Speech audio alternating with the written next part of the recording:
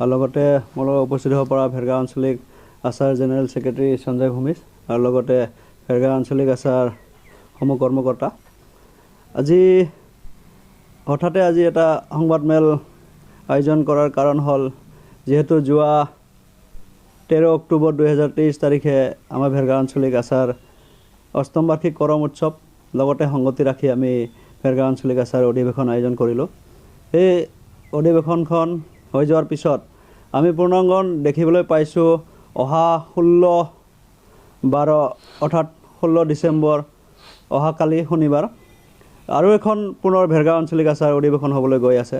তো যিটো দেখিছোঁ মানে আমি আগৰ পৰা যিটো চাই আছিলোঁ যোৱা 6 বছৰে মোৰ নেতৃত্বত যি আমি কাম কৰিলোঁ ভেৰগাঁও আঞ্চলিক আচাৰ নেতৃত্বত আমি অত কষ্টৰে আমাৰ এটা কাৰ্যালয় নাছিল, আমি কাৰ্যালয়খন বনালোঁ, তাৰপিছত এটা মাটিয়াস্তম্ভ বনালোঁ, আপোনালোকে দেখিছেই যিহেতু আমাৰ আচাৰ কাৰ্যালয়ৰ সন্মুখত।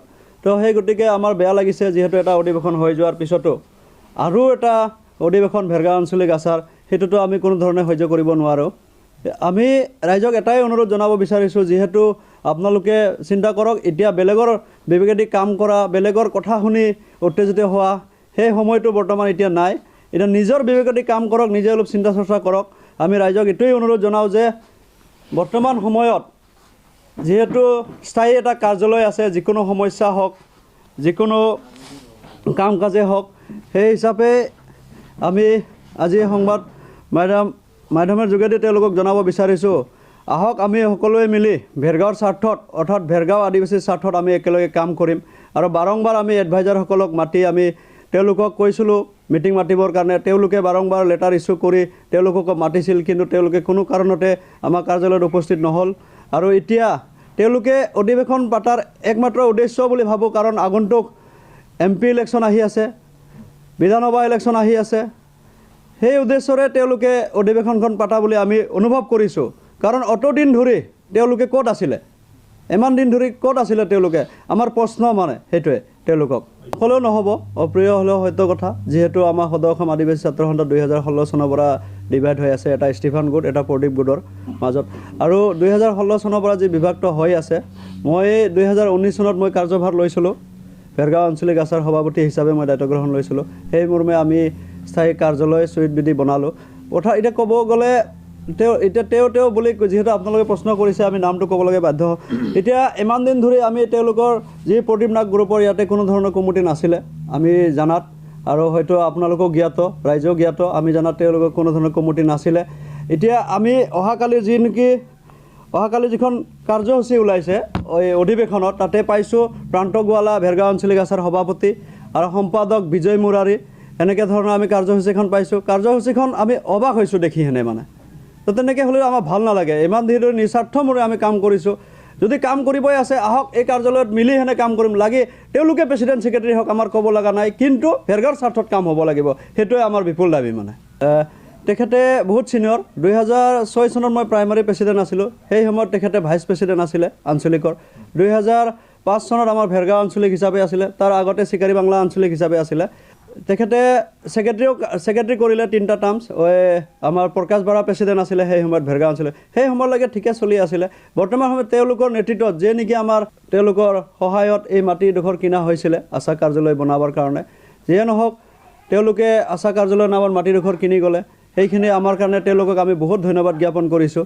কাৰণ তেওঁলোকে যদি আজি মাটিডোখৰ কিনি নগ'লে হয়, আজি আমি এই কাৰ্যালয়টো স্থাপন কৰিব নোৱাৰিলোঁ হয়।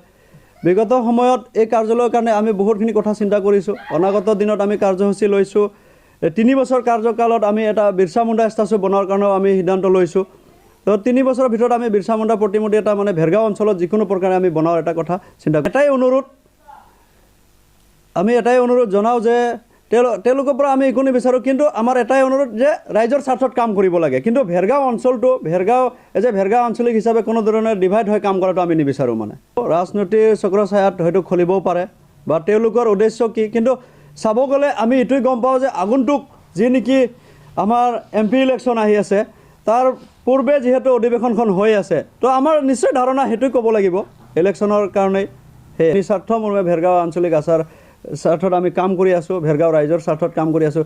তেতিয়ালৈকে তেওঁলোকক কোনো ধৰণৰ ভেৰগাঁৱত কোনো ধৰণৰ ইনিচিয়েটিভ নাছিলে, কোনো এক্টিভিটিছ নাছিলে, যাৰ ফলত আজি আমি হঠাতে দেখিবলৈ পাইছোঁ যে ভেৰগাঁও আঞ্চলিক আচাৰ অধিৱেশন। তো ভেৰগাঁও আঞ্চলিক আচাই এটাই অনুৰোধ, ভেৰগাঁও ৰাইজৰ স্বাৰ্থত আপোনালোকে আহক, আমি একেলগে কাম কৰিম, এইখন কাৰ্যালয়ৰ পৰাই আমি কাম কৰিম, কিন্তু একদম হাত জোৰ কৰি আপোনালোকক অনুৰোধ কৰি আছোঁ ভেৰগাঁও আঞ্চলিকটো যাতে বিভাজন নকৰে। একদম পুনৰবাৰ অনুৰোধ জনাইছোঁ, ভেৰগাঁও আঞ্চলিক একদম ভেৰগাঁও আদিবাসীৰ স্বাৰ্থত আপোনালোকে ওলাই আহক। আমি সকলোৱে ভেৰগাঁও ডেভেলপৰ খাতিৰত আমি মাতো আহক। আমি সকলোৱে এটাই চিন্তা কৰিব লাগিব, ভেৰগাঁও অঞ্চলৰ স্বাৰ্থত চিন্তা কৰক, আমি যাতে ডিভাইড হৈ নচলক। मोनसे गोजोनथाव खौरां, क'क्राझार सहरनि जेडि र'डजों नांजाबनाय सुदेमपुरि गांजिमा बाजाराव थानाय आइ आफा मेडलाइफ बिएम हस्पिटालाव बेराम सोखानो हानायनि गोबां खाबु दं। आइ आफा मेडलाइफ बिएम हस्पिटालनि फेसिलिटिफोरानो जाबाय medical laboratory, pharmacy, paediatrics, medicine, gynaecology, dental, urology, dental x-ray, play area, x-ray, sonography, OT, ICU, NICU एबा पिआइसिइउ आरो आइ आफा मेडलाइफ बिएम हस्पिटाला 24 घन्टा जेब्लाबो खुलायै थागोन। लांलाय लाबोलायनि एम्बुलेन्सआबो मोजाङै सार्भिस थागोन। ओनसोलनि सुबुंफोरा बेराम आजारफोरजों भुगिनानै थाना दंब्ला थाबैनो नोंथांनि देहाखौ फाहामथाय लानो क'क्राझार सहरनि सुदेमपुरि गांजिमा बाजाराव थानाय आइ आफा मेडलाइफ बिएम हस्पिटालाव गोख्रैनो फाहामथाय लाफैनो हागोन। आबुङै मिथिनो थाखाय 9101655430 एबा 8822688026 जानबुं नम्बराव खौरां लाहरनो हागोन।